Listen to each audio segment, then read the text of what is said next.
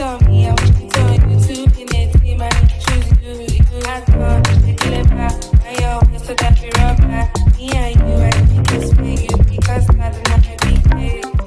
Pour moi, je te définirais comme étant une femme extrêmement féminine ou dans son énergie féminine. On va traiter ce sujet aujourd'hui. Si je peux te présenter, tu es une photographe, vidéaste, pour moi artiste. Et plus que ça, tu proposes aussi des ateliers pour les femmes, justement. Tu mets en valeur ces femmes sous l'aide de la danse et de la vidéo. Exactement, c'est exactement ça, t'as tout dit. Ah si, consultante en images d'ailleurs. Ouais. Ok, j'invite tout le monde à regarder ton Instagram. Il est sexy, il est beau. Il est Mais c'est vrai. sexy. Non mais je le trouve authentique. On travaille dessus, évidemment. Je pense que pour quelqu'un qui travaille dans l'image, c'est important d'avoir une belle vitrine, donc on taffe le truc. Merci beaucoup. C'est très bien fait, je te le trouve très authentique et simple, justement. Oh, chambé, ça c'est cool. Ça c'est cool. L'authenticité, c'est vraiment une recherche de ma part. On travaille dessus. J'aimerais qu'on parle d'énergie féminine et masculine. Je trouve qu'on en entend beaucoup parler sur les réseaux.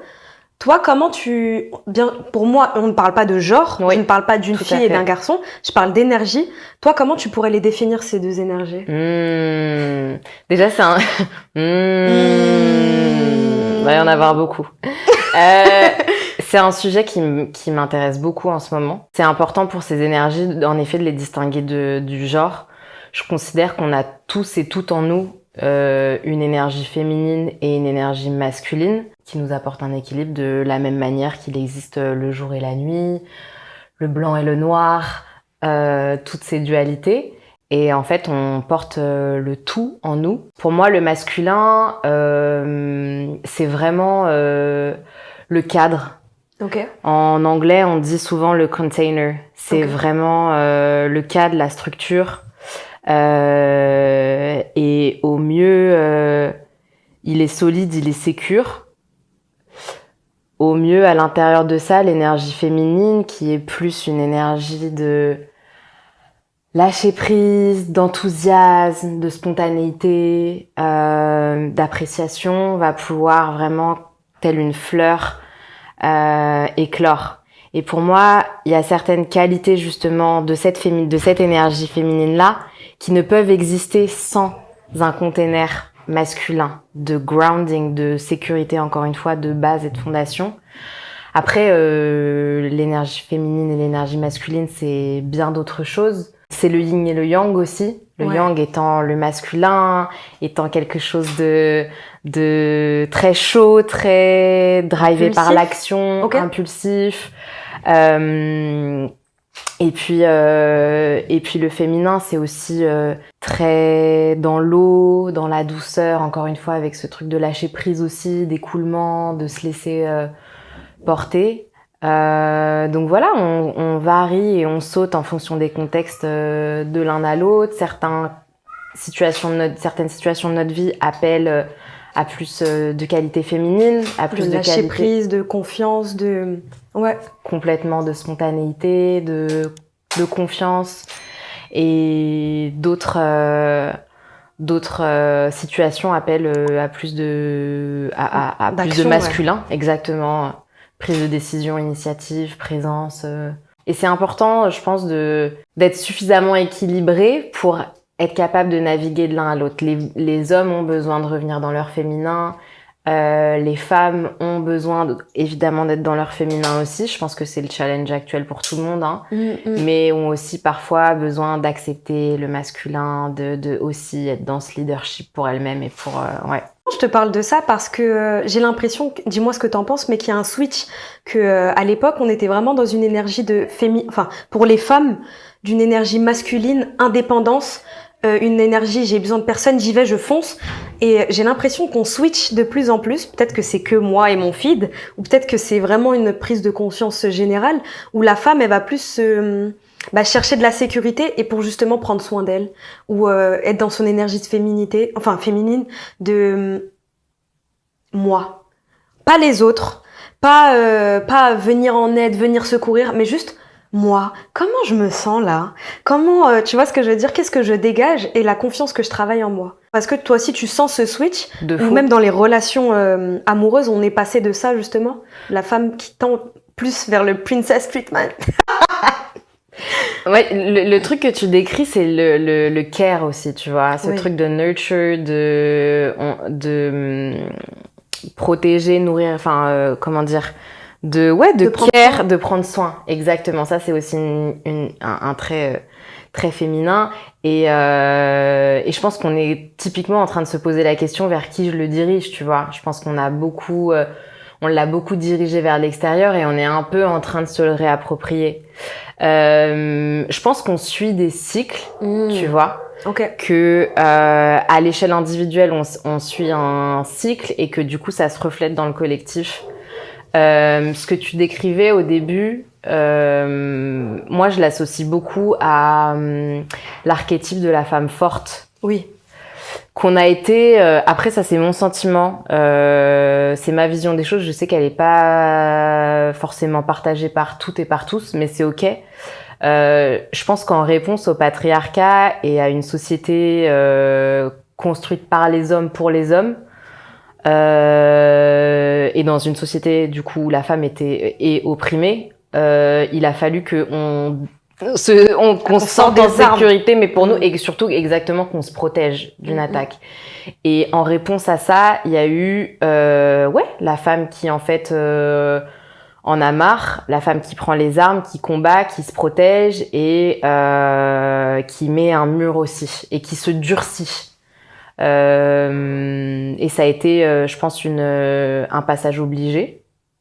Maintenant qu'on a eu ça, je pense qu'il est temps aussi de revenir à plus de douceur, de baisser les armes parce que la protection a du bon jusqu'à un certain moment. C'est-à-dire quand ça te protège aussi des bonnes choses, parce que c'est ça aussi l'armure, c'est que ça te protège des assauts, des attaques, mais arrive un moment où t'as tellement rigidifié le truc, t'as tellement dit en fait vous passerez pas, personne va passer, vous allez pas me faire de mal, ça ne passe pas, qu'il y a plus rien qui passe et même le bon il passe plus et t'es dans une forme de rigidité qui là pour le coup est le contraire de cette énergie féminine d'accueil, exactement, de lâcher prise, d'écoulement, de spontanéité. On est des petits papillons aussi, tu vois, et c'est une énergie saine mais qui du coup nous demande de déconstruire parfois toutes nos fondations. Parce que la violence, on l'a expérimenté pour beaucoup à un très jeune âge. On s'en prend beaucoup aux petites filles. On s'en prend beaucoup aux filles très jeunes. Et du coup, c'est très tôt qu'on met cette carapace et qu'on met cette armure. Et on grandit et on se construit avec. Donc arriver à 25, 30 ans et se dire la manière dont j'ai procédé jusqu'à maintenant, il faut que pas que je l'efface, tu vois, mais en tout cas que je l'interroge, que je la déconstruise. Tout n'est pas acheté à la poubelle, mais que je rende compte à quel point parfois dans certains contextes, et je pense particulièrement au contexte des relations romantiques, cette armure-là, elle me dessert, elle me sert plus, ou elle me bloque dans une certaine ascension. Là, il faut que je déconstruise un peu les choses. Ça demande beaucoup d'efforts. Ça demande beaucoup de temps aussi, beaucoup de douceur. Mais je pense que ça vaut le coup. Je pense que ça vaut le coup et qu'on arrive dans cette ère-là. Ouais. Pour les femmes et pour les hommes aussi, je le sens autour de moi. Hein. Les hommes qui en ont marre de la rigidité. Ça impacte forcément. De fou, forcément. Et qui sont aussi dans cette forme de rigidité, dans cette forme de très dur. Et ça va leur faire du bien de revenir dans le féminin, ça va leur faire du bien de revenir dans le lâcher prise et on a besoin, hommes comme femmes, de revenir en fait dans le cœur. Ouais. De revenir dans finalement ce que tu disais aussi tout à l'heure, le cœur, le care, prendre soin de soi et des autres. Là, c'est un peu notre challenge à tous et à toutes. De fou. Mais je trouve qu'on peut faire ça, justement. On va en revenir bien sûr après, mais grâce à des personnes comme toi qui proposent des ateliers comme Radiante, par exemple, enfin bref, il y a beaucoup de personnes qui s'activent dans cette direction. De laisser de la place, vraiment sécure. Yes. Où genre là, il y a l'espace. Exactement. Et je trouve aussi ce qu'on n'a peut-être pas dit, mais dans l'énergie féminine, il y a le fait de s'écouter et écouter. Écouter les craintes. Écouter, tu vois, écouter ok, ta part de lumière, ok, mais ta part d'ombre ou j'avais super peur de ça. J'avais super peur d'accueillir l'amour. J'avais super peur de me voir. Comment ça fait si moi maintenant je rayonne? Qu'est-ce que ça fait, tu vois? D'écouter en fait toutes ces parts. Je voulais savoir justement, toi, quand t'étais plus jeune, je te laisse pas de tranche d'âge, tu choisis, Ok. t'avais quel rapport justement à ton corps et à ta féminité? Waouh. Rapport à mon corps, rapport à ma féminité. Par rapport à ma féminité, j'en ai pris conscience très tôt parce que, acte symbolique, ma mère m'a coupé les cheveux courts comme un garçon. Et pour moi, ça a été dramatique. Ça a été dramatique parce que les cheveux longs étaient le symbole de la féminité. Et en fait, cet acte-là a été le reflet de... On m'a pas laissé être une petite fille à certains égards. Les femmes de ma famille, je me rends compte maintenant, ont toutes les cheveux courts. Ce truc de care ne l'ont pas. Ok. Ne s'apprête pas. Dans ma famille, on n'a pas les oreilles percées, il n'y a pas forcément de bijoux, il y a très peu de maquillage. Donc, j'ai pas eu cette féminité-là d'apparat et d'apparence, qui fait partie aussi de la féminité. La féminité, c'est évidemment, bien sûr, à l'intérieur, mais l'extérieur est aussi une marque de féminité, et ça, j'ai pas eu ça. Mon père m'a aussi, ça je le remercie d'un côté, m'a aussi un peu élevée comme un garçon. J'avais pas trop de limites. Je faisais un peu les mêmes trucs que mon frère. On me poussait à faire les mêmes activités, à ne pas mettre de limites là-dedans, à me dire ça c'est un truc de fille, le fais pas. Mais du coup, arrivé à un certain âge, c'était difficile pour moi de proposer ou de me sentir bien dans un corps de femme. L'adolescence aussi m'a frappée de plein fouet. Mon corps a beaucoup changé, j'ai pris du poids, j'ai eu de l'acné, j'ai eu une Cheveux toujours courts? Là j'étais plus court, puis après j'ai eu un peu les cheveux longs à l'adolescence. Je me suis vue me transformer, forte pilosité aussi, et les autres me renvoyaient cette image-là. Enfin, j'étais moquée à l'école pour mon physique. Il y avait des blogs qui s'écrivaient sur moi en anonyme. Skyblog. Ouais, Skyblog, tu rentres à la maison et tout, t'es là, tu vois... Y'a pas. Ok. Et par rapport à mon corps, du coup, évidemment, beaucoup de violence. J'ai absolument pas accepté cette prise de poids. C'est passé par plein de méthodes drastiques, de régimes, de yo-yo, de choses affreuses. Après, phase d'anorexie, de comportement, de troubles alimentaires. Jusqu'à ce que je décide de me foutre la paix, déjà avec mon corps, à ce niveau-là. Et plus tard, la danse, je pense, a fini de me réconcilier complètement avec mon corps, de voir autant de corps différents dans une même pièce, dans un cours de danse. Ça a fini aussi de me réconcilier avec mon corps, de me dire que il existe autant de versions qu'il y a d'humains, donc en fait... Quel âge à peu près la danse et ce déclic-là? Et bah du coup c'était il y a 5-6 ans, vers 27, 26, ouais, 26. Ça veut dire jusqu'à tes 27 ans? Ouais, j'avais un rapport très conflictuel avec mon corps. Ok. Ouais. J'ai l'impression peut-être qu'on a un rapport conflictuel parce qu'on se compare ou parce qu'on a un modèle et on rentre pas dans ce modèle. Exactement, complètement. Okay. Mais quand t'as passé, quand la comparaison c'est ton mode de fonctionnement, c'est hyper compliqué d'en sortir. C'est hyper compliqué déjà de mettre le doigt dessus, remarquer à quel moment tu te compares et décider pour toi que tu vois que en fait il y a pas de. Et puis nous on a grandi aussi avec un standard très particulier. Aujourd'hui, c'est beaucoup plus large. Aujourd'hui, on représente, même s'il y a quand même des cases et des critères et des standards, et il y a le bon et le mauvais. Nous, on a grandi avec vraiment la femme blanche aux cheveux longs, la Paris Hilton, slim, exactement. Au pire, une Alia, mais tu vois, c'est... Exactement. Les modèles des années 90-2000. C'est chaud. Waouh, je rentre pas dedans. Waouh, mais très peu, mais je suis disqualifiée.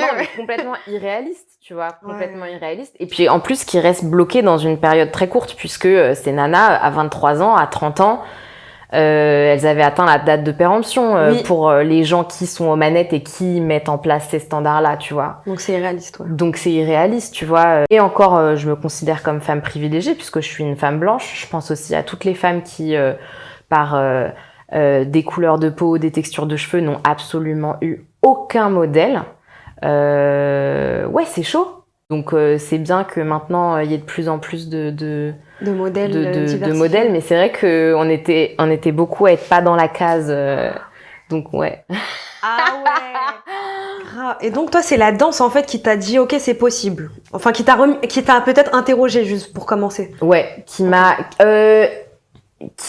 pas interrogée, qui est venue en réponse. Qui est venue en réponse avec justement ce truc de pourquoi c'est si compliqué d'accepter mon corps tel qu'il est.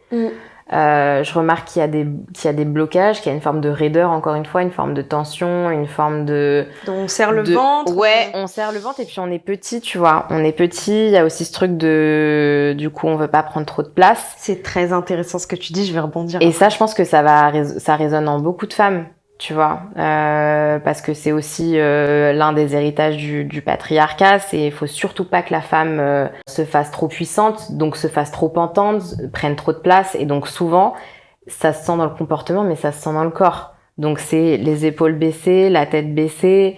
Y a pas de place pour bien écarter les bras. Et moi, la danse m'a réconciliée avec ça parce que quand j'ai vu qu'en cours, il y a certains mouvements que j'osais pas faire, mais des mouvements basiques de, encore une fois, prendre l'espace, d'ouvrir les bras, de sauter, de me déplacer, on me disait tout le temps, plus grand, danse plus grand. Et quand je voyais que c'était une impossibilité pour moi de le faire, j'ai dit waouh. Là, j'ai dit wow, faut faire quelque chose. Et donc, grâce évidemment à de la thérapie, mais aussi grâce à de la persévérance dans la danse, j'ai réussi à me réconcilier avec ça et à finir d'être à l'aise dans mon corps, quoi. Bah même, tu sais, les mouvements où ouvre les jambes, baisse-toi, Bien sûr. sors les fesses. Oh là là là là. J'ai l'impression que enfin en tout cas moi l'image que j'avais de la femme à l'époque, c'était soit très classe mais très rangée. Ouais. Fais-toi très petite, soit très attention. Ou si tu t'exprimes trop, bah soit malheureusement t'es une fille mal vue. Tu sais, je vais pas dire le mot, mais voilà, on a compris. Soit t'es une folle ou une hystérique ou une personne... Enfin, tu vois ce que je veux dire ? Ou bien, justement, t'as réussi à dépasser ça et t'es peut-être une femme intellectuelle. Tu vois, genre, oh, toi, t'as dépassé la strate physique. Maintenant, t'es vraiment un esprit.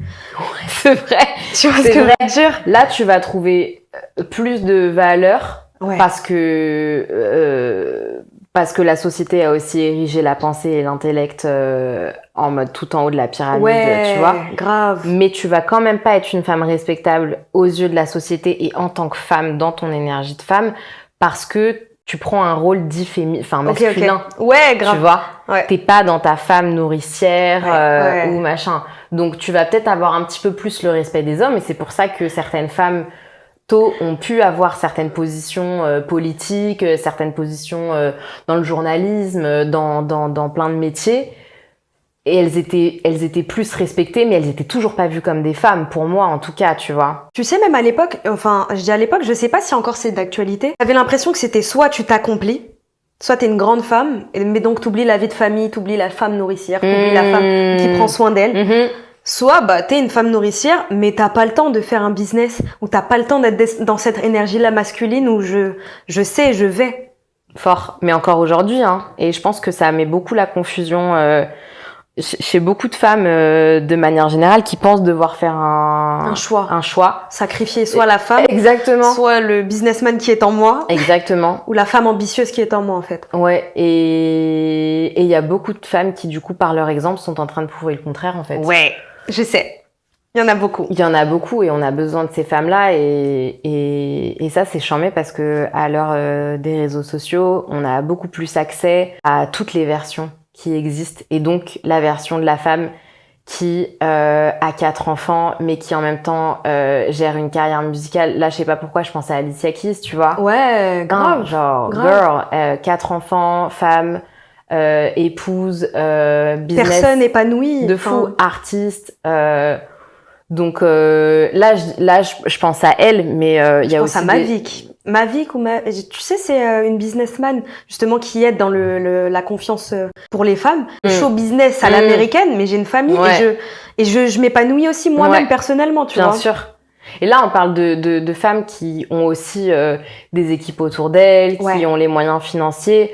Mais il y a aussi des exemples autour de nous de femmes qui n'ont pas forcément toutes ces aides-là et qui arrivent à être des mères, des femmes, des épouses, à aussi prendre soin d'elles et à aussi prendre du temps pour elles. Et voilà. Et il y a des femmes qui struggle là-dedans et c'est ok aussi, tu vois. J'aime bien aussi ce pan-là des femmes qui disent, en fait, aujourd'hui, je gère pas. Aujourd'hui, je suis dans le jus. Je suis dans le jus de fou, tu vois. Toi, t'as adopté quel comportement, justement, pour te ranger dans cette société où la femme un peu, mais pas trop? T'as adopté quel comportement et tu t'interdisais quoi? Ouais, de vivre, hein. Ouais. Je pense que quand tu commences comme ça, tu t'interdis un peu beaucoup de choses. Tu t'interdis encore une fois, de prendre la place. En fait, d'être dans ta puissance féminine. Pour moi, puissance, ça rimait, et à certains égards, je pense que c'est encore un peu là, ça rime avec être dangereuse. Une femme puissante, une femme visible, une femme qui se fait entendre, c'est aussi une femme qui brille. C'est une femme qui va potentiellement attirer l'attention, et pour moi, attirer l'attention, c'était prendre des risques pour mon intégrité physique, prendre des risques à tous les plans, tu vois. Et donc c'était quoi le risque concrètement? Au pire, vas-y, on y va. Qu'est-ce que c'est? Tu vas perdre quoi? Quand je dis mon intégrité physique, tu vois, moi, le fait d'être dans cette puissance féminine-là dont on est en train de parler, tu vois, de s'apprêter, de m'habiller comme je m'habille aujourd'hui, pour moi, c'était être visible. Être visible aux yeux des hommes, c'est être dangereux, tu vois, c'est risquer l'agression, c'est risquer la convoitise, sans même parler d'agression physique, tu vois, c'est risquer d'attirer des personnes malveillantes, tu vois, qui sont un peu comme le miel, attirées par l'apparence et veulent sucer ça, tu vois, et pas forcément te traiter avec respect et considération. J'avais aussi cette idée qu'une femme qui réussit professionnellement, qui se fait entendre, qui a des points de vue parfois bien tranchés, dérange, et donc peut s'attirer des critiques. Et moi, j'ai eu souvent un souci avec ce truc de pas pouvoir plaire à tout le monde. Et surtout de pas pouvoir plaire aux hommes. Et donc du coup, j'avais aucun intérêt dans ma puissance féminine à ce niveau-là. Je voulais pas trop déborder, quoi. Je voulais pas être radicale, je voulais pas être tranchante, je voulais pas être sûre que cette partie des hommes-là me rejette. C'est super intéressant et ça résonne en moi parce que moi aussi cette année j'ai fait le switch. On le voit d'ailleurs sur la teinture. Let's go. Ça c'est un geste que beaucoup de femmes font, hein. Oui. Tu vois, ce truc-là c'est une forme de radicalité que j'adore. Tu prends position en fait. J'adore. Merci. Ça te va à merveille. Merci beaucoup. Et mais j'ai compris que justement moi aussi j'avais grandi dans un environnement où quand il y avait que des femmes, ok, on peut s'exprimer, on peut marcher habillé de telle ou telle manière, ou on peut dire ce qu'on veut, on peut rigoler fort, on peut. Mais dès que l'instant où il y a un homme, que ce soit un père, un frère, un oncle, un cousin, tu vois ce que je veux dire? Jamais, au grand jamais à l'époque, j'aurais pu m'habiller comme ça ou être à l'aise comme ça. En mode là, il y a, tu vois, il y a mon frère, il y a mon tonton, je suis comme ça. Et l'assumer, tu vois. Bien sûr. Et j'ai l'impression que c'est quand tu dédiabolises, justement. En fait, j'ai l'impression qu'on a une peur de sexualiser et d'attirer justement cette envie-là, ce désir-là. Mais une fois que tu assumes cette sensualité, cette beauté féminine, que tu l'assumes vraiment, bah t'as ta place, en fait. Tu crées, et en fait, tu imposes le cadre sécurité. Je suis habillée comme ça. Je parle comme ça. Je suis féminine. Je mets des boucles d'oreilles. T'as vu, je me maquille, tu vois. Et ça veut pas dire que je t'attise, ça veut pas dire que je te drague, ça veut juste dire que je me sens bien comme ça et que j'ai envie de m'exprimer comme ça, tu vois. Ouais. Mais ça demande de déconstruire énormément de choses. Et ce truc que tu décris de la tentatrice, qui remonte évidemment à Adam et Ève, le péché originel, tu vois, qui fait que la femme, justement, c'est ça, est une tentatrice. Ça montre à quel point on s'est aussi forgé dans le rapport à l'homme. Il y a toujours eu ce truc de le fait de s'apprêter est toujours associé à plaire à un homme. Et à partir du moment où tu fais ce shift dont tu parles, qui est de mais en fait je le fais pour moi. Mais vraiment. En fait, je le fais parce que ça me fait plaisir de le faire. Je peux être dans mon énergie sensuelle, je peux être dans mon énergie sexuelle. Moi, je sais que je suis beaucoup dans la séduction. Mais une fois que j'ai compris que je le faisais pour moi, là, en effet, tu te ramènes ce cadre de beaucoup plus sécurisant Voilà. qui est, en fait, j'assume, tu vois, la façon dont toi, homme, tu le prends, ou les autres femmes aussi parfois le projettent sur nous. Ça n'a rien à voir avec qui je suis. Et en fait, je vais rester dans ma version. Je trouve que ça demande encore aujourd'hui beaucoup de courage parce que en fait, on est sur phase de projection. Oui. Quand on commence à s'assumer, on renvoie un miroir à toutes les personnes qui n'osent pas le faire pour elles-mêmes, mais qui aimeraient bien et qui du coup nous critiquent. Et qui du coup, nous traitent de salopes, de putes. Alors que nous, on nous admire peut-être. La critique pour moi est une forme d'admiration. C'est une forme d'admiration cachée, tu vois. Bah oui, si tu t'en fous, oui, je m'en fous. Tu vas rien dire. Ouais, genre... Tu vois. Oui. Si tu critiques, c'est que ça te ramène un miroir qui te déplaît, tu vois, ou qui te fait pointer quelque chose en toi, tu vois. Sinon, tu t'en fous, tu dis rien. Ouais, c'est vrai. Et du coup, tu parlais d'assumer justement ça titille. Exactement, assumer ça et assumer pour nous en tant que femmes notre sexualité sacrée aussi, tu vois. On a beaucoup commenté nos corps, on les a beaucoup sexualisés, on nous a beaucoup associés à la sexualité primaire, charnelle, sale, impulsion, genre j'ai envie. Ouais. On l'a beaucoup enlevé de sa dimension sacrée. Et aujourd'hui, il y a des femmes qui parlent de ça, de ce qu'on appelle en anglais la sacred slut, tu vois, c'est d'assumer la slut sacrée, c'est genre justement, tu vois, se réapproprier pour soi ces questions de féminité, de sensualité, d'empowerment, de sexualité, et de l'incarner et de le vivre. Alors, tant mieux s'il y a un partenaire, on peut le vivre avec lui aussi, tu vois. Mais c'est de le vivre pour soi, tu vois. Tout ce qu'on décrit, tu vois, le fait de prendre soin de soi, de se réconcilier avec son corps, avec sa sensualité, c'est ça aussi, tu vois, la salope sacrée, on dirait en français, si on devait traduire, tu vois. Mais ça, c'est un truc qui a à voir avec nous et nous seuls, tu vois, pas dans le but de simplement être tourné vers l'extérieur et plaire à l'autre. C'est ça, c'est vraiment être à l'écoute, justement de ça. Et peut-être même abandonner la culpabilité, abandonner le sale, genre si je suis comme ça, c'est que c'est sale, ou je n'ai pas de valeur dans ce cas-là, alors que t'es la même personne en vrai de vrai. Et justement, c'était ça que je voulais savoir. Toi, c'est quelle croyance que t'as dû abandonner pour avoir accès à cette femme-là? Ou bien te rapprocher de la femme qui s'assume et qui écoute ce qu'il y a profondément, tu vois. Oui, de fou. Moi, il y a eu un vrai conflit parce que comme on disait tout à l'heure, j'avais pas forcément accès à des versions féminines dans ma famille, à des femmes dans leur puissance.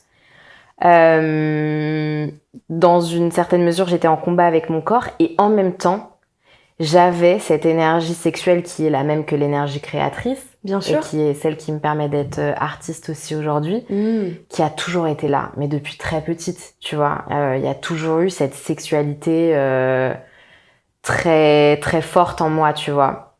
Tu peux éclairer plus que ça, je vois pas ce que tu veux dire. Je vois... parce que pour moi, la sexualité dont tu parles, c'est juste du corps et du besoin. Mais je vois pas ce que tu veux dire.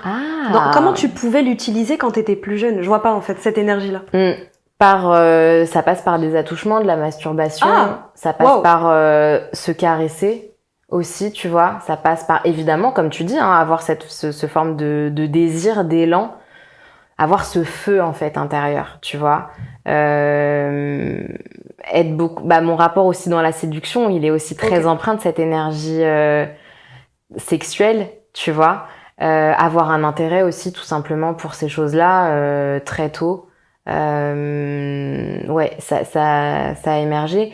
Ce que j'ai dû abandonner comme croyance, parce que du coup je sentais cette chose émerger en moi, ce que j'ai dû abandonner comme croyance, en fait, c'est tous les héritages judéo-chrétiens, cette espèce d'instrumentalisation pour moi qui est faite de la religion où le corps de la femme est vu comme un objet impur, le sexe est vu comme un péché, comme une tentation, comme quelque chose à s'éloigner ou faut résister à la tentation, tu vois. Exactement.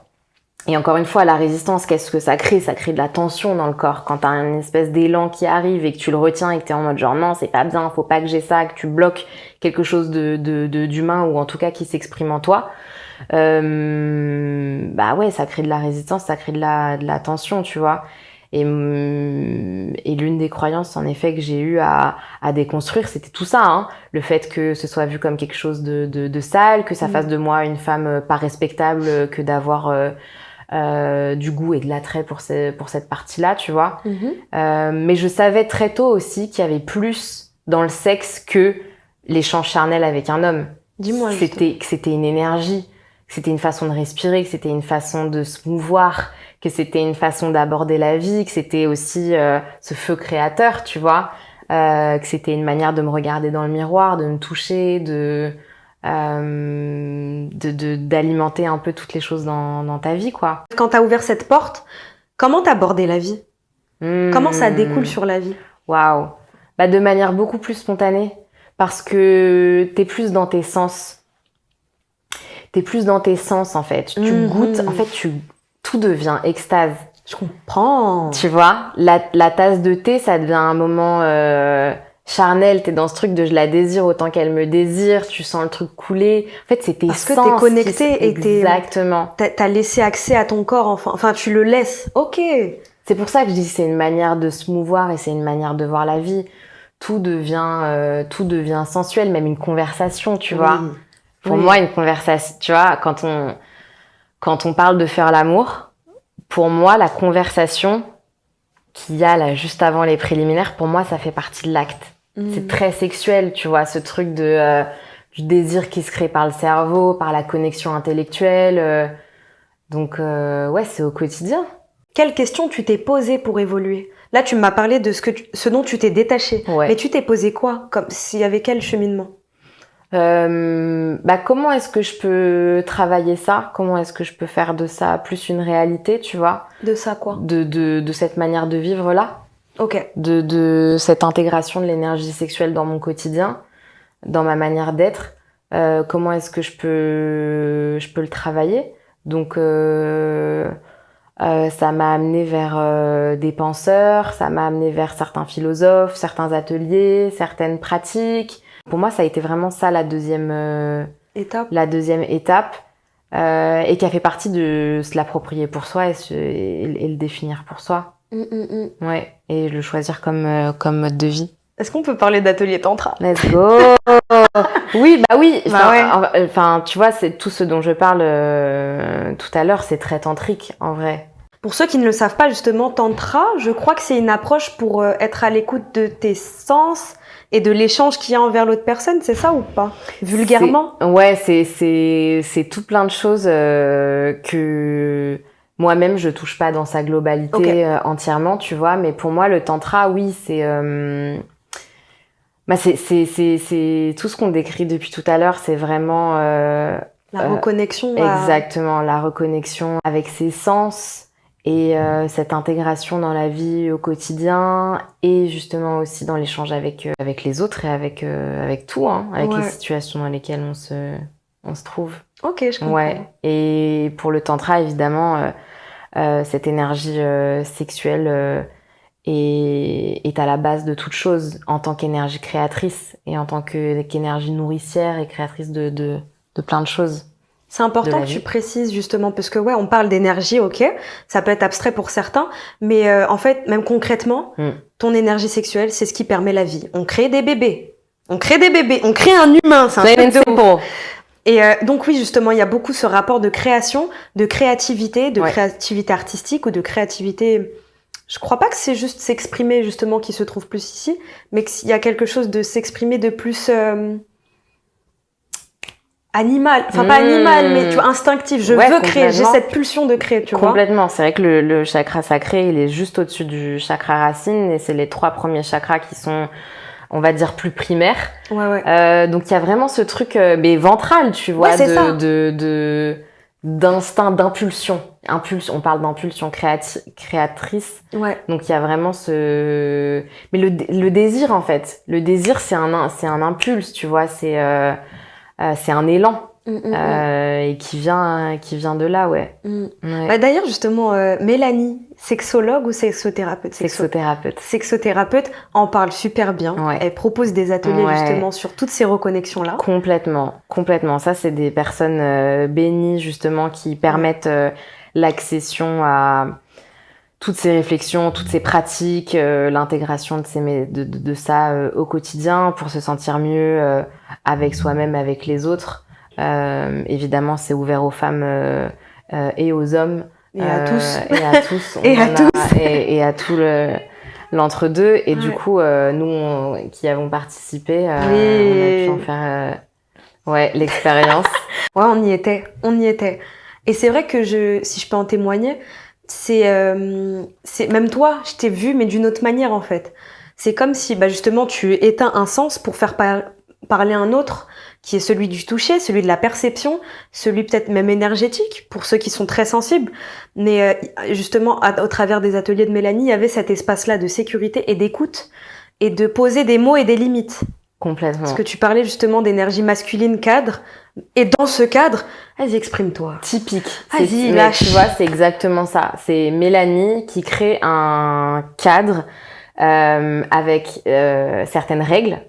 Donc, ce principe masculin. Et à l'intérieur de ça, une fois que t'as le container, bah voilà, à l'intérieur, ça Vibre. mais fort. Vibre. Fort. Et je fais le switch justement sur toi, les ateliers que tu proposes, parce que là, de ce que j'entends, c'est qu'on partait quand même d'une personne qui n'était pas forcément de toi, je parle de toi, Ouais. d'une personne qui n'était pas à l'aise dans son corps, qui ne connaissait pas sa C'est vrai. féminité. Tu m'as confié que tu avais percé tes oreilles archi dans le temps. Complètement. Et donc, Du coup, comment une personne comme ça, qui part de toutes ces croyances-là, arrive à créer un atelier justement déjà, est-ce que tu peux présenter ton atelier, Ouais. les ateliers Radiante? Et je voudrais savoir en fait comment t'as créé ça, Radiante, tu vois? Donc Radiante, c'est une entité, une marque qui va regrouper plusieurs initiatives et projets. Mais pour l'instant, le projet unique et central, ce sont ces ateliers d'aisance face caméra par la danse. Ok. Qui propose encore une fois un cadre, un terrain d'exploration pour se sentir plus en confiance face caméra, se sentir plus en confiance avec son image, celle qu'on projette, par le mouvement et par la danse. Tu utilises ce qui, toi, t'a servi un jour, toi, ce qui t'a fait du bien, la danse. C'est pas toi qui propose les exercices de danse, t'es accompagné souvent de... Tout à fait, parce que je suis pas prof de danse. Mais tu danses bien. Merci beaucoup. Voilà, un petit... Merci. Bah c'est la pratique. J'ai pas de connaissances ni pédagogiques ni techniques suffisantes pour apporter cette expertise-là, et c'est pour ça que je fais appel. Et du coup, c'est très bien parce que je suis en binôme quasi à chaque fois à des experts en la matière. Quand je pense à des intervenantes comme Nadine et Stécie, c'est des personnes qui ont des années de danse, des années d'expérience, des années de plateau, de tournage, de scène et de répétition aussi, de travail de corps, de technique, et qui peuvent apporter cette expertise-là et qui va du coup enrichir l'expérience. Ça m'est arrivé de donner des radiantes privées, Ok. donc où j'étais seule en tant qu'intervenante. Je reste en termes de danse et de mouvement sur des choses très basiques qui peuvent déjà nous servir et nous aider, et c'est génial. Mais quand on est dans les ateliers collectifs, j'ai envie d'être en binôme avec quelqu'un qui va pouvoir aussi encadrer les gens sur ça et apporter une expertise et quelque chose de solide. Ouais, tu vois, la danse bien, faire des mouvements que tu te dis, mais jamais j'aurais fait ça. Exactement. Jamais, mais ok. Exactement. Et toi, Ouais. justement, dans cet atelier-là, c'est quoi ton rôle? Bah déjà de créer cet espace. C'est sûr. Et mon rôle, c'est d'apporter cette expertise, pour le coup en vidéo, Ok, donc tu filmes tout au long de l'atelier? Je filme pas tout au long de l'atelier, je vais prendre quelques extraits pendant le cours et je filme à la fin. Ok. Donc je filme les participantes en solo à la fin. Mais je lead toute la première partie de l'atelier, donc qui est généralement en 3 heures. Et toute la première heure et demie, je l'encadre. Alors ça passe par un briefing évidemment sur ce qui va se passer. Généralement, il y a un thème, donc je couvre le thème aussi à l'oral. Une méditation, une respiration guidée. Parce que pour moi, l'une des premières étapes, c'est de revenir dans le corps, dans le calme, à la présence. Et la respiration est l'outil qui nous permet de faire ça. Et ensuite, en fonction du thème, je travaille le regard, le placement, la connexion avec les autres, avec la musique, l'espace, les adresses, comment est-ce qu'on peut s'adresser de manière directe ou indirecte à un public, une audience. Et voilà, et après le prof se sert un peu de tout ce qu'on a vu pendant cette première heure pour engager sa partie. Ok, mais donc toi, t'es la personne concrètement qui nous sublime à la caméra. J'ai vu les vidéos sont très belles. Oui. Et je trouve ça justement pas facile du tout. Quand si de base t'es pas à l'aise avec ton corps, faire un cours de danse et en plus être filmé, est-ce que n'importe qui peut venir? Oui, c'est tout niveau. J'ai eu des ateliers où il y avait des femmes qui n'avaient quasi jamais pris de cours de danse, tu vois, et des danseuses professionnelles qui dansent sur des scènes avec des artistes. Donc on est sur cet écart-là et l'atelier a été pour toutes. Donc ça, c'est aussi, je pense, la force de l'atelier, c'est d'être capable de réunir un maximum de personnes, de créer... Enfin, les femmes le créent, en fait, d'elles-mêmes, ce cadre safe, bienveillant et aussi dans l'encouragement. Moi, je pars du principe... Enfin, je l'observe autour de moi. Dès que des femmes se retrouvent juste ensemble dans une pièce, il y a déjà du healing qui c'est vrai, la sororité. Oui, c'est vrai. C'est un truc de fou. C'est-à-dire que dès qu'on est qu'entre nous, qu'on sait qu'il y a qu'on est qu'entre femmes, et il y a qu'on va se tirer, ouais. Exactement. Il y a ce truc, encore une fois, de se sentir en sécurité et de se parler, d'échanger, de se reconnaître en l'autre. C'est ça aussi qui se passe pendant les ateliers, c'est que en fait, les femmes ont la confirmation qu'elles sont pas un cas isolé, que ce qu'elles vivent, c'est partagé par toutes, et que du coup, en fait, on est là pour être ensemble et qu'on n'est pas là pour se tirer des... Ouais, on va pas se comparer. On n'est pas là pour se tirer dans les pattes, exactement. Grave. On va pas... Exactement. Et puis encore une fois, tu vois, je pense qu'elles font toute la remarque que moi je me faisais en arrivant en cours de danse. C'est, ok, donc là, on a toutes des corps assez différents. Grave. On a toutes des manières de bouger différentes, des manières de nous exprimer à la voix et par le corps différentes. Et en fait, il n'y a pas une version qui vaut plus qu'une autre, tu vois, c'est juste différent. C'est un peu l'observation qu'on peut faire, ouais. Et l'avantage, justement, que tu filmes, c'est de pouvoir le voir soi-même, en fait. Enfin, s'auto-regarder et se dire, ah ouais, c'est vrai que je suis belle. Non, mais là, faut le dire. De fou, c'est dur, hein. Parce que justement, se regarder, c'est pas facile aussi, c'est un truc de ouf. Mais c'est pour ça que j'encourage les femmes à revenir. Et ce qui me fait plaisir, c'est que celles qui reviennent commencent aussi à apporter un peu de douceur dans leur regard et de capter qu'en fait, c'est en pratiquant, en ayant l'habitude de se voir qu'on va aussi apprendre. C'est une, tu vois, c'est une répétition, c'est une pratique d'apprendre à se regarder, d'apprendre à se voir et de commencer à dire, oh, en fait, j'aime bien ça. Ok, j'avoue, j'admets, j'aime bien ça. Et puis plus tu vois, c'est ça. Ouais. Merci de laisser l'espace aux femmes et de les honorer. Merci. Normal, il y a plein de... Je pense qu'on est aussi dans les chemins qu'on traverse, amenés à parfois arriver à des réalisations ou à des victoires. Et du coup, en fait, c'est pas pour nous, hein. Enfin, c'est mon sentiment, c'est pas pour le garder pour nous, en fait. On est là pour... le diffuser aussi, et c'est ce que je vois autour de moi, des femmes comme Mélanie et comme bien d'autres. Je pense aussi à Stencia et Mariana, les créatrices de la soirée Pulse, soirée Women Only, tu vois, c'est aussi genre... En fait, le power, il est pas pour moi, quoi. Il est aussi pour qu'on puisse tout en profiter, et donc il y a plein de femmes qui mettent des initiatives en place pour qu'on se sente mieux les unes... chez les autres et les unes avec les autres. Grave, mais grave. De ouf. Radiante, ça répond à quel besoin? Tout ce qu'on disait plus tôt sur ce besoin d'ouvrir le corps, de prendre l'espace, de prendre la place, de se remettre dans son énergie féminine, de se remettre dans sa sensualité, dans sa sexualité.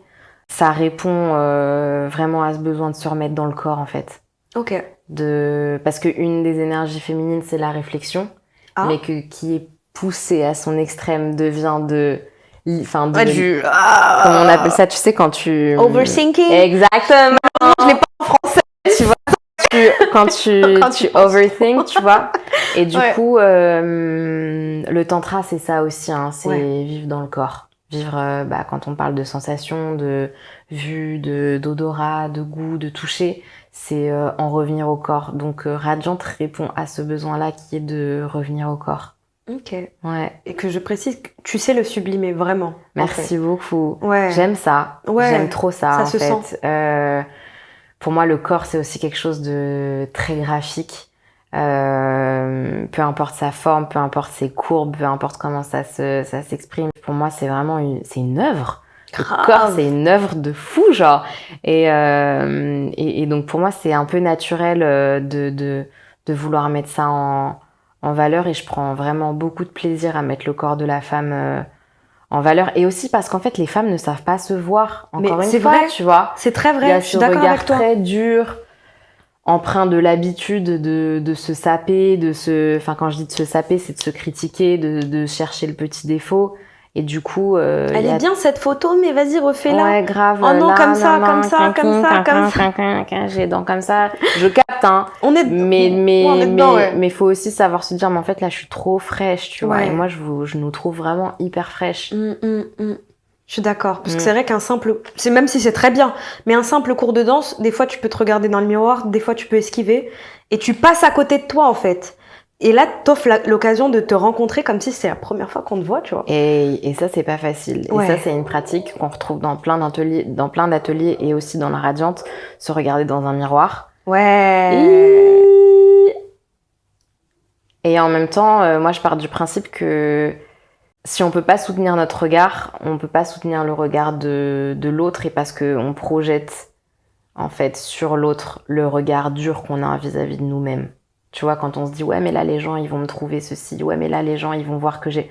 Non, en fait, c'est tes propres pensées vis-à-vis de toi-même qui sont en train d'être projetées sur les autres. Tu sais pas ce que la personne, elle pense en face de toi. T'as aucune idée de ce que la personne, elle pense, tu vois. Mais par contre, ça indique comment toi, tu penses et comment toi, tu te perçois. Donc, c'est très important de ramener de la douceur dans le regard quand on se regarde dans un miroir. C'est pour ça que c'est une pratique importante. Parce qu'à partir du moment où tu vas réussir à aimer ce que tu vois dans le miroir, une caméra, un public, 10 personnes... Allez, encore! En fait...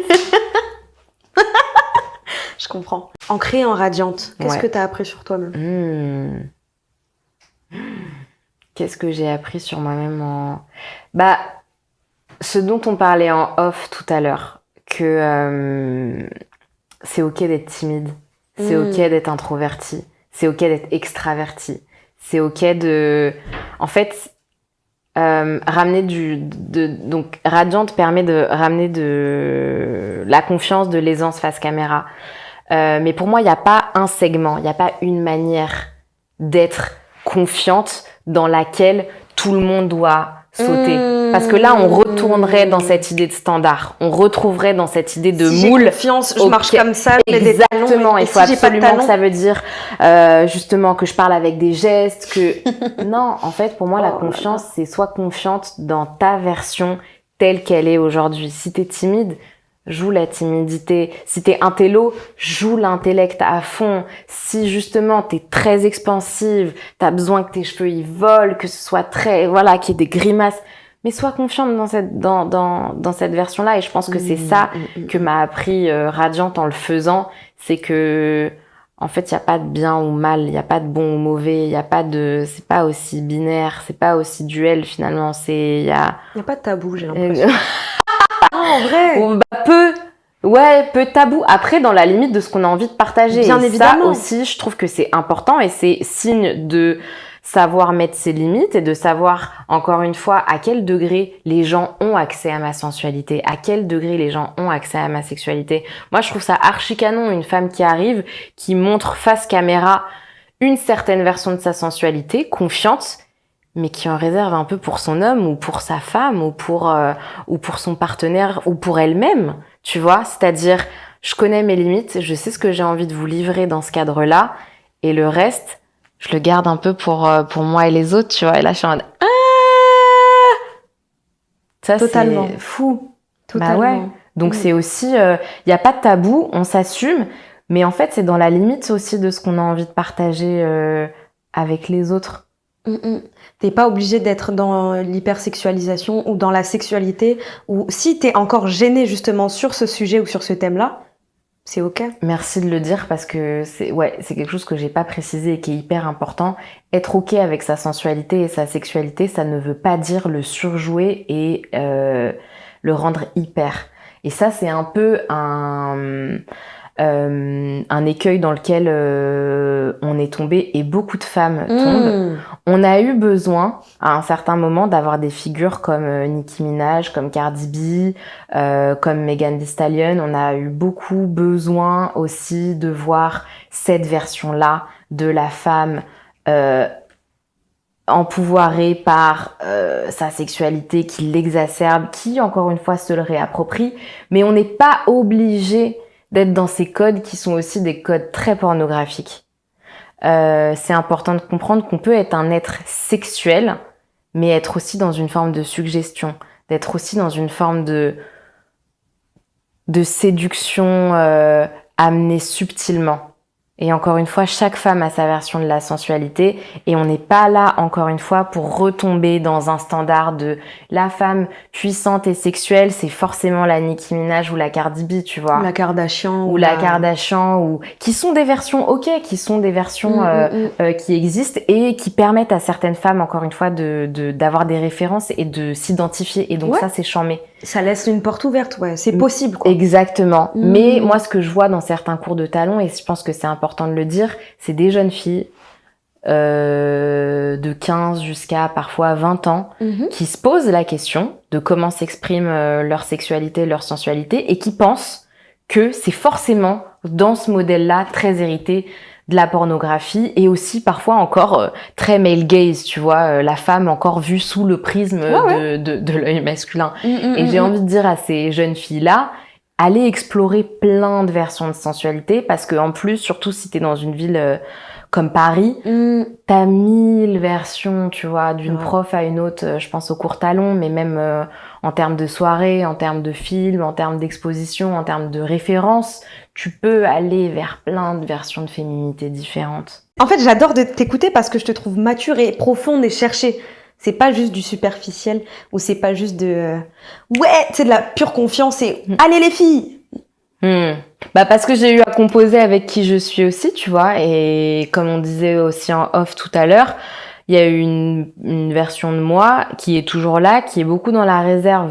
Je réserve aussi beaucoup l'accès que je donne à voir aux autres, et puis j'ai eu aussi été cette femme qui veut pas du tout prendre la place, et donc du coup j'ai eu en fait à me poser toutes ces questions, à capter que en fait c'était pas vraiment moi, cette femme qui se cache, cette femme qui ose pas se montrer, et c'est un sujet qui m'a vraiment intéressée tout de suite, d'être à l'aise dans toutes ces questions-là et dans le corps. On arrive vers la fin, mais c'est pas fini encore. Je voulais te demander justement, tu fais comment pour trouver l'équilibre entre cette feminine energy et ce truc-là de business qui est très justement, tu vois ce que je veux dire? Parce qu'il y a justement tout cette féminité, s'exprimer et tout, mais concrètement, on ne peut pas que papillonner. Bien sûr. Il y a un business, il y a un travail et il y a toute cette construction qui est faite. Complètement. Tu fais comment justement pour trouver cet équilibre? Bah c'est marrant parce que on va dire que là les 5 premières années de taf freelance où j'ai eu à me construire, là j'ai été vraiment que dans le masculin. J'ai été vraiment dans l'action, dans le faire, dans l'armure aussi, tu vois, un peu. Tu peux me donner un exemple concret de situation où t'es vraiment détaché de ton énergie féminine, de ton intériorité, mais t'es plus dans le... Bah ça, c'est un truc du masculin, tu vois. Ça, c'est un truc du masculin d'être... du masculin, pardon, déséquilibré. C'est-à-dire être beaucoup dans le faire dans l'action, mais en zappant un peu les autres et l'environnement qui nous entoure, tu vois. Ça, c'est un peu le masculin déséquilibré, c'est quand il n'y a plus de place pour les autres et pour le reste, en fait. Oui, j'impose mon action Exactement. qui peut être déconnectée de mes sensations et de enfin de l'environnement, de déconnecter de l'empathie, en fait. en fait. Ouais. Pour moi, c'est ça le masculin déséquilibré, c'est un pouvoir sans empathie, tu vois. Le pouvoir, c'est bien, c'est inhérent au masculin et on en a besoin, mais sans empathie, on tombe dans quelque chose de despotique et de déconnecté. Donc j'étais beaucoup dans le faire, ce que ça m'apporte à moi dans l'instant, machin. Mais là, en ramenant beaucoup plus de jeu, de plaisir, moins de sérieux, plus de connexion avec, encore plus de connexion avec mon environnement et les gens que je filme, être là aussi pour eux. Ouais. Ça me permet de ramener du féminin dans mon business et de voir qu'en fait, ça a tout à fait sa place. Et au contraire, en fait, ça me booste, évidemment, parce que quand tu prends 2 fois plus de plaisir dans ce que tu fais, que ça devient un jeu, qu'il y a ce truc aussi un peu enfantin, là, en fait... c'est parti, quoi. Ouais, tu vis ton désir, d'ailleurs. Exactement. C'est et pas même juste une checklist, pardon. Carrément. Et en termes de challenge aussi, j'aborde la chose beaucoup plus positivement. Tu vois, il n'y a plus ce truc de rigidité, il faut absolument exactement que je réussisse, que j'ai coché telle case. C'est aussi...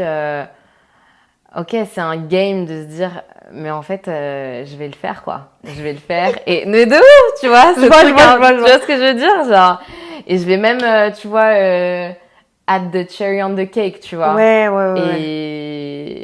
Et c'est même genre, ok, quel challenge je vais avoir demain, tu vois. Genre, ramenez-moi des boss de fin, ramenez-moi des trucs, tu vois.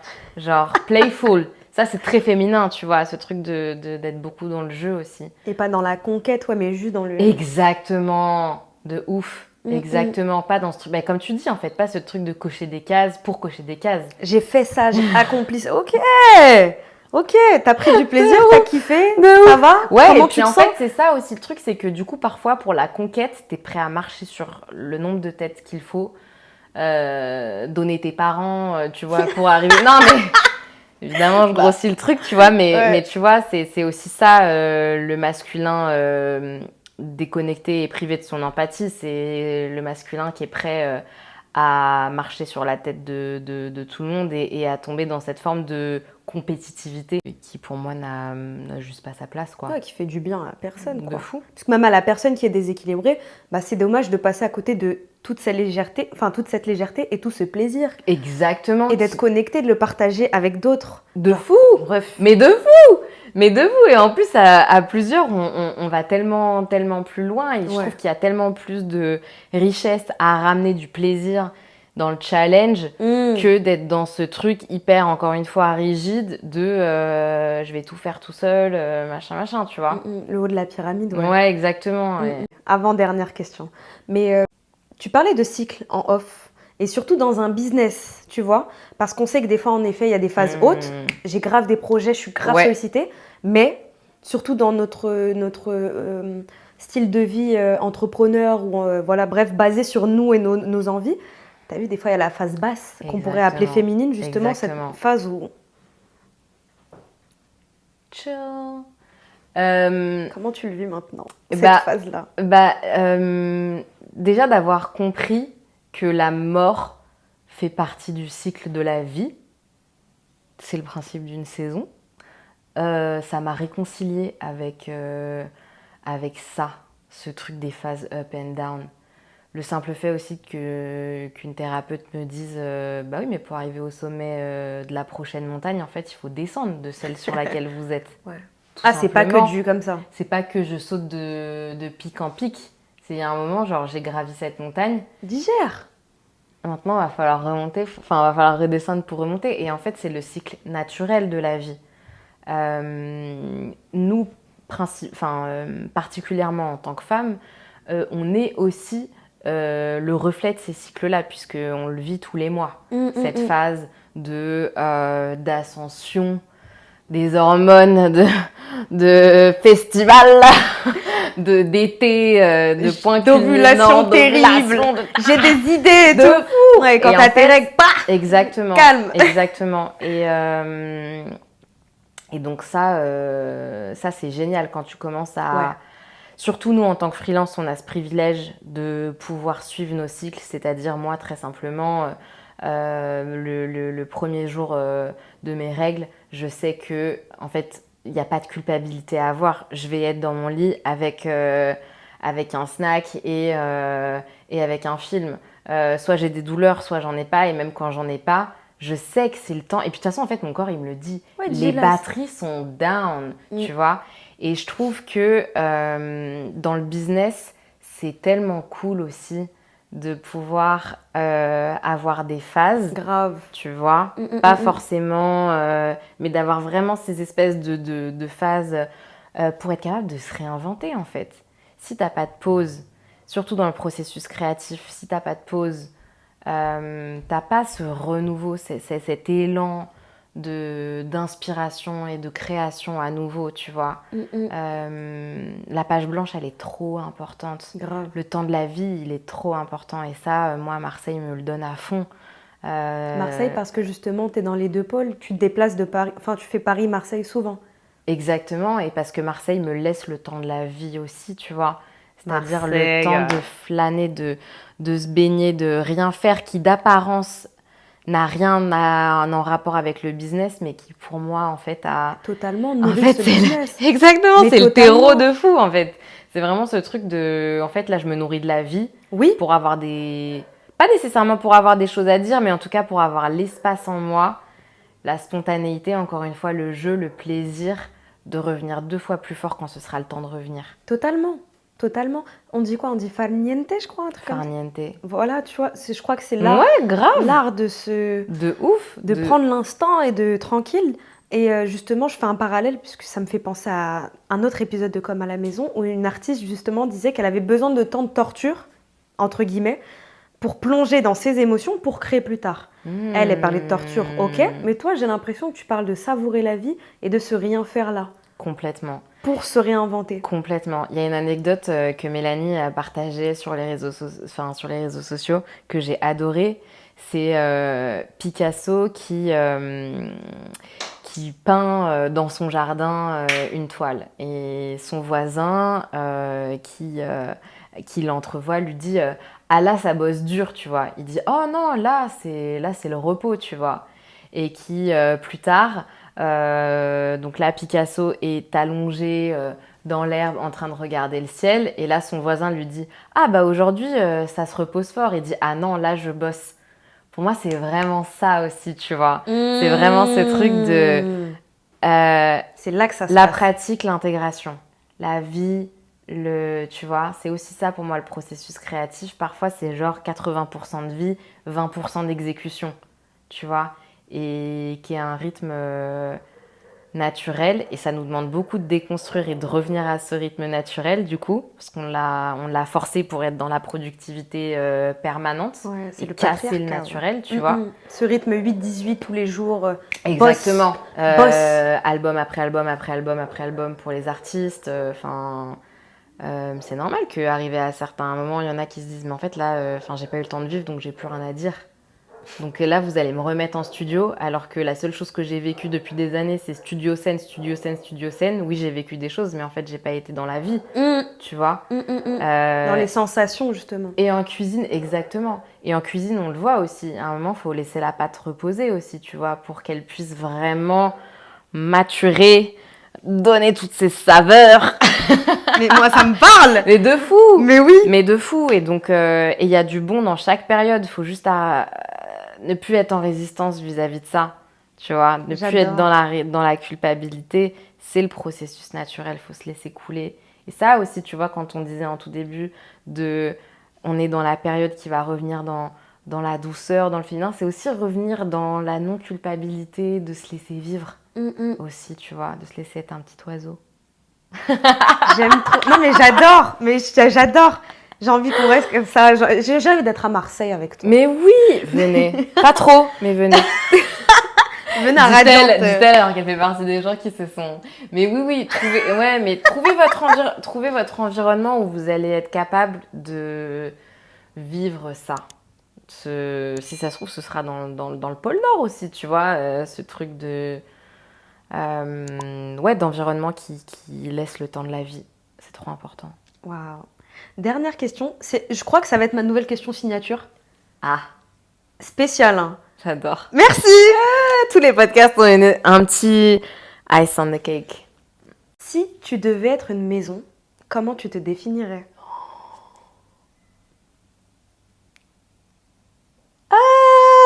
Si je devais être une maison, comment je me définirais? Waouh. Je me définirais comme ce qu'on appelle en anglais un shelter. Tu vois, c'est un espace dans lequel tu te réfugies pour être en sécurité. C'est un refuge. Un bunker? Non, pas un bunker, mais un refuge. Tu vois, c'est un refuge qui peut prendre place. Ça peut être une cabane dans la forêt, mais si je devais être une maison, je serais un refuge sécurisant, chaud, familier. Je l'ai de ouf. Ouais, je serais cette maison-là. Fort. Ouais. Merci beaucoup. Merci à toi. Merci d'être venue à la maison. infiniment. Oh, j'étais vraiment comme à la maison. Du début Arrête, c'est trop facile. Du début jusqu'à la fin. Ce truc porte bien son nom. J'étais vraiment comme à la maison. Merci infiniment. Merci beaucoup, merci beaucoup, merci beaucoup. Je veux te voir à Radiante. Je Je vais veux venir. te voir à Radiante. J'arrive. Fou, on a besoin de ta version là. Oui. Oh mon Dieu. Hot. Et ouais, merci beaucoup. Merci à Je toi. veux continuer à voir ton processus. Parce que je crois profondément que c'est que le début. Et je crois sincèrement que tu vas être choquée, surprise par tout ce que tu vas recevoir. Toi qui es confiante et qui... C'est bon, tu vois. Merci pour ta parole. On se retrouve bientôt pour d'autres épisodes. Tout plein, tout plein. Leaving now.